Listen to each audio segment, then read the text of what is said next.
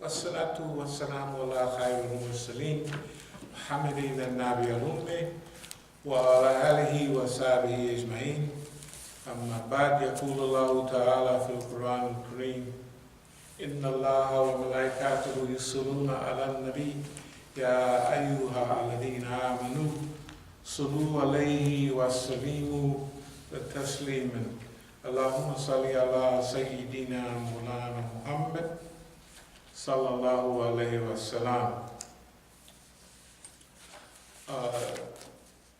This is the third day after we might as well call it the execution of our brothers and sisters down in New Zealand. New Zealand is actually a pretty peaceful place. New Zealand, generally, from what we understand, it's not that racist as like, let's say, Australia and the United States and what have you. New Zealand is a nice little island. Not a little island, it's a pretty good size. So this right here have to be examined. This, of course, we made a dua for the people. We ask Allah to accept their martyrdom, and if their martyrdom is accepted, then they go to paradise, sinless and without, technically, without the recording being ran upon, because it clears it up. What they, that's the beauty of martyrdom. That's why most of us feel like, okay, keep me alive as long as it's good. But when I go, I'd rather go as a martyr, because that way you got a kind of ticket goes with martyrdom, but the other one, they ain't got no, it's just Allah give us what He wants to give us. There's a lot of discussion about this, who did it, why they did it, and there's a lot of rock throwing and blaming. The media and other people, they blame, they put a lot of blame on old Don. The media is putting a lot of blame on Donald Trump because the guy mentions Donald Trump as a hero or the flag bearer of the ultra-right, or they claim that if he's not, he's making a lot of dog whistles. You know, white folks call them dog whistles. In other words, giving you the authority, giving you the green light that it's all right to feel invaded. It's all right to feel like there's a white genocide. Those feelings that you've been having is healthy, they're good. Because if the maladjusted white folks look at it, they said, look at our borders, man. They're just, the people are flooding in. And when Don and them fix up the news, they have an invasion. Thousands of people. You don't know whether Don and them fixed them people up to come or not. You know, because they got management of media management all the way down. So it might have been 20 people getting ready to go, and they bring all the Honduran agents and everybody, they join the crowd. Go up and have a free ride, just scare the people in America to death. You know what I mean? So we don't know how many of these, what they used to call false flag operations that they have. You know, false flag operation. You're a British ship and you raid a Spanish ship and you run up to the Spanish flag and they think, oh, that's our homeboys, and then they blow you out of the water and they're British all the time, you know. Or the false flag operation. The Boston Tea Party was a false flag operation. They dressed up as Indians and said the Indians did it. Right? But they threw British tea in the water. false flag. False flag is the oldest workable, this thing works a lot. It's like here, we saw them groom Alex Jones and get a lot of, probably hundreds and thousands of followers. And a lot of stuff he said was correct. But when they bring him on the news, the thing he brings up is a false flag, what happened up in, what was it? San Bernardino. No, San Bernardino, but he brought up the kids that got killed up there. What was that place again? Right up there in the north. Sandy Hook, right? Sandy Hook? Sandy Hook. Yeah. All them poor little children, and the mothers and fathers are right there. There they are. And he said, no, that's a false flag. And then they can challenge that. That's their man. In other words, Alex Jones is their creation. But they create him, right, to take the fall. When they want to discredit, they build up the conspiracy theory, but then the one that he chooses is not the ones that he's been talking about all the time.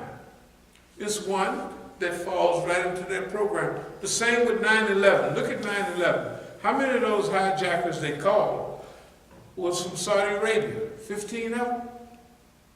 15? What would have happened if they had 15 Iranians, 15 Syrians, or 15 of anybody else? Right? 15. And how are you going to get 15 Saudis to do anything unless it's all kind of...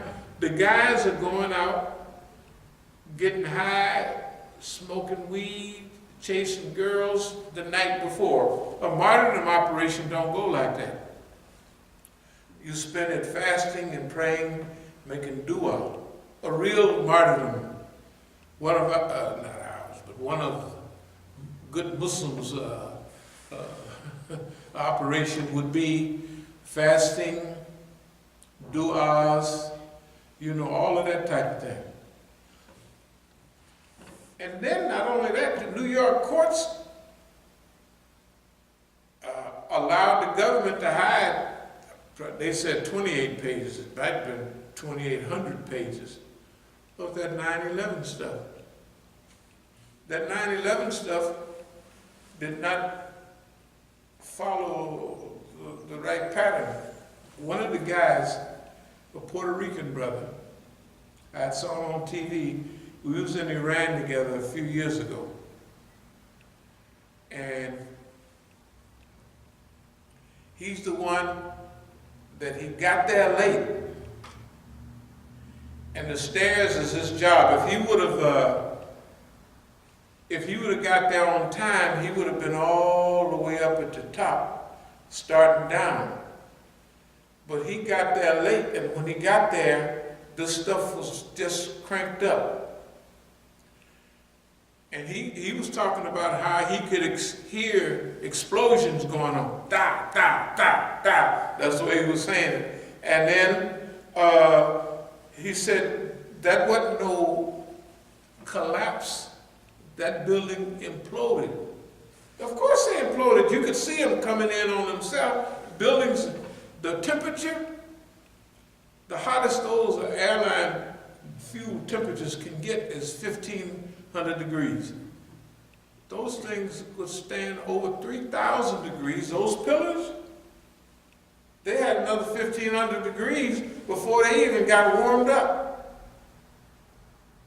But the building collapsed, the whole superstructure. If they would have melted one or two the beams would have just softened up. You know what I mean? And they might have just came in a little bit, anything. So they give us 911 excuses. And they will say, this is what happened. And they will give you information that can be challenged. They're giving you the information. to set you up.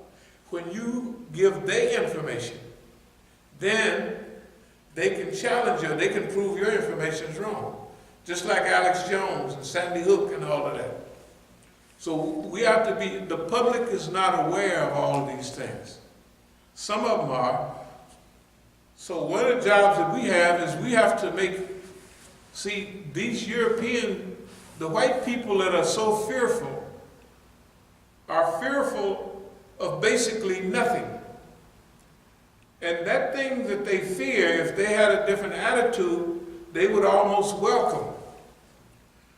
Number one, that racial purity, that's back in the Ku Klux Klan days, way back there. And they didn't have no purity then. They had a few white folks, but they had octoroons amongst them. They had white folks amongst them. You ever see in them programs that white people, black people that are actually white? You say, them people, and then they'll tell you at work they do this and that. And that's a white lady. She's an octoroon. Technically, physically, they're white.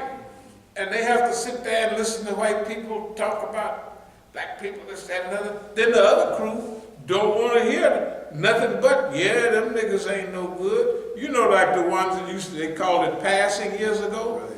Shoot. The Blue Vein Society. The Blue Vein, man, them people, you see them, you look at, you said, wow, this is a European, 100%. No, indeed.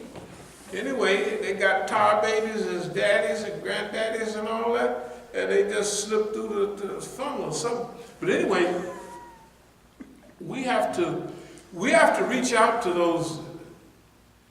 That's our job. That's what this Quranic ayat is about. I'll jump to it right away. Bismillahirrahmanirrahim. Wa man ahsanu qawlan mimma da'a ila Allah wa amila salihan wa qala innani minal muslimin. Who is better in speech than one who calls men to Allah, works righteous deeds, and say, I am of those who submit to Islam. I am a Muslim.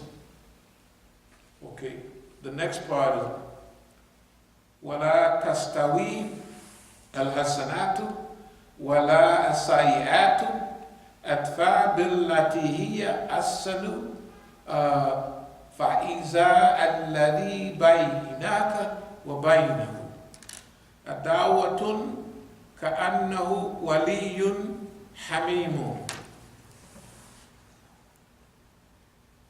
Basically it's saying, do not equalize evil for evil. You can do that. People do you evil, you can do them evil back. But it's saying, tastawi, it has of doing good, return evil.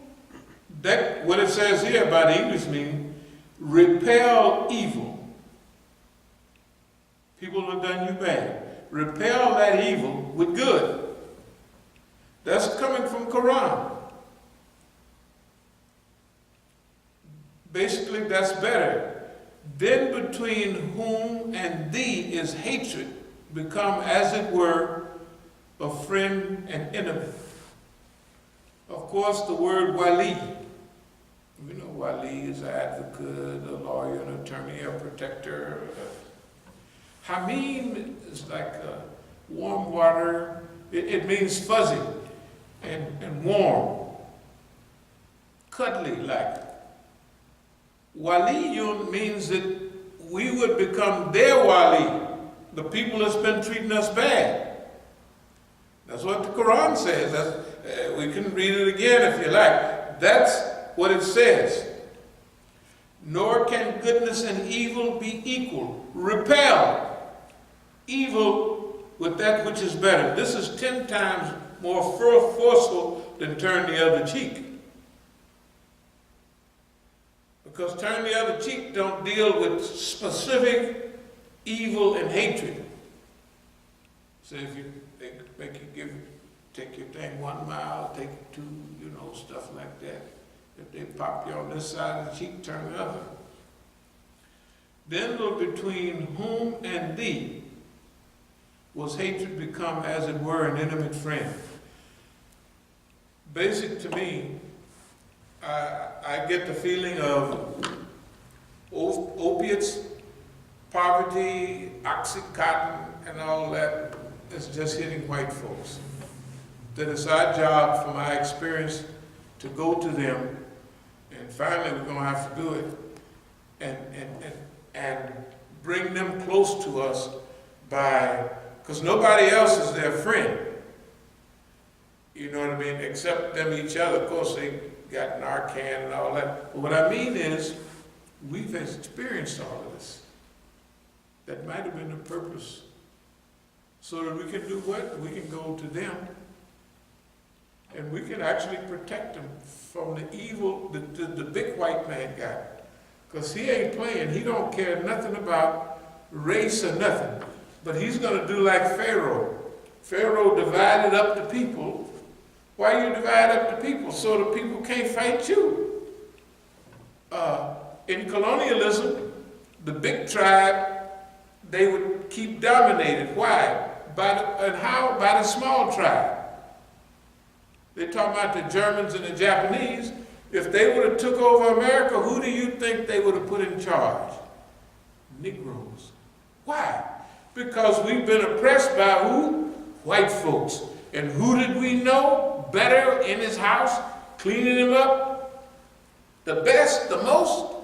White folks. So they knew, the nigga know he's a minority. They're 10, 12, 15%. They know everything. We'll teach, train them, and put them on top of the other. And we'll be on top of them. Right? We have to get to these white folks. To everybody, technically. But today we see Islam